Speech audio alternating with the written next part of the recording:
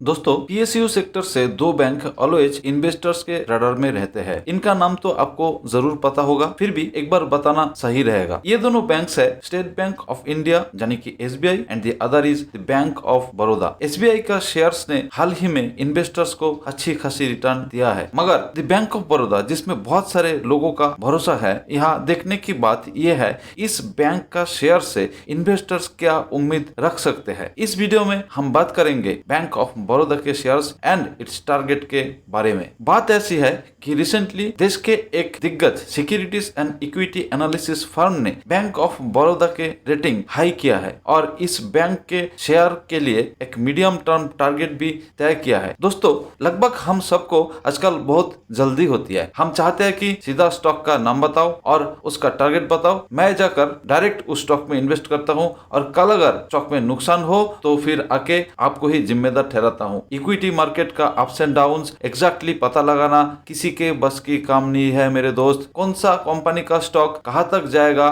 कहां तक गिरेगा, किसी को नहीं पता। कुछ फंडामेंटल एंड टेक्निकल एनालिसिस के मदद से अनुमान लगाया जा सकता है, मगर ये कोई फुल प्रूफ मेथड भी नहीं है। फिर भी इस भरोसे पे ही दुनिया कायम है। मेरे कहने की मतलब ये है, आपको अगर इन्वेस्ट करनी है तो पहले आपको उस कंपनी का बिजनेस के बारे में सही ढंग से पता करना ही होगा। इसके बाद एनालिसिस और फिर इन्वेस्टमेंट के बारे में आप सोच सकते हैं। आप ही बताओ, हवा में आग बंद करके तीर चलाने से क्या कोई फायदा होता है? इस विषय में आपका रणनीति क्या होना चाहिए, आशा रखता हूँ आपको समझ में आ गया होगा। तो चलिए अब आते हैं बैंक ऑफ बड़ौदा के शेयर्स के टॉपिक पे। ये बैंक काफी पुराना है, 1911 में इसकी स्थापना हुई है। इस बैंक का करंट मार्केट कैप है 43,387.73 करोड़ रुपीस। फाइनेंशियल्स को देखे तो for the quarter ended 31/3/2021 bank of Baroda का कंसोलिडेटेड टोटल इनकम रह चुका है 23,762.09 करोड़ रुपीस। ये अमाउंट पिछले क्वार्टर से 7.66% ज्यादा है। पिछले क्वार्टर में टोटल इनकम था 22,070.52 करोड़ रुपीस। इस क्वार्टर का अर्निंग पिछले साल का सेम क्वार्टर यानी कि 31/3/2020 से 5.19% अप है। 2020 के मार्च क्वार्टर में बैंक ऑफ बड़ौदा का अर्निंग था 22,589.84 crore rupees. In the last quarter, the bank has reported a net loss of 740.79 crore rupees after tax. दोस्तों, बैंक ऑफ बड़ौदा का शेयर्स 2021 का फरवरी में नियर 100 रुपीस लेवल को टच किया था। ये इसका 52 वीक हाई लेवल रह चुका है, मगर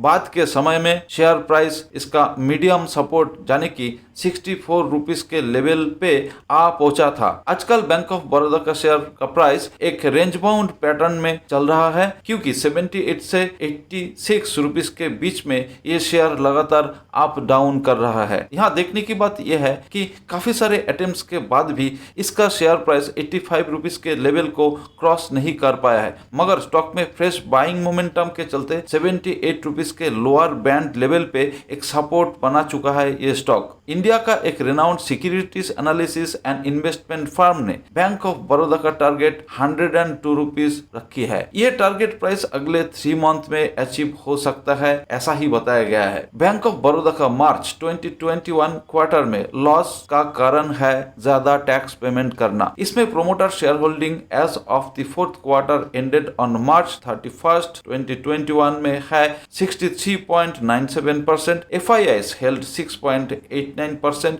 DIIs held 15.52%, public and other के पास इस बैंक का 13.62% शेयर मौजूद है। इस वीडियो को अगर आपने ठीक से सुना होगा तो जरूर आपको बैंक ऑफ बड़ौदा के शेयर प्राइस के टारगेट के बारे में पता चल चुका है। आशा करता हूं कि आप इसके बारे में सेल्फ रिसर्च करेंगे और इन्वेस्टमेंट करने का अगर मन है तो क्वालिफाइड फाइनेंशियल एक्सपर्ट से ही राय लेके अपना डिसीजन बनाए। ये video purely educational and knowledge enhancement purpose के लिए बनाया गया है। ये किसी भी रूप से इन्वेस्टमेंट एडवाइस नहीं है। वीडियो को वाइंड अप करने से पहले आपसे यही रिक्वेस्ट करूंगा कि चैनल पे सब्सक्राइब कीजिए, लाइक कीजिए एंड शेयर कीजिए, और इसी के साथ आज के लिए इजाजत चाहूंगा। Take care and stay well.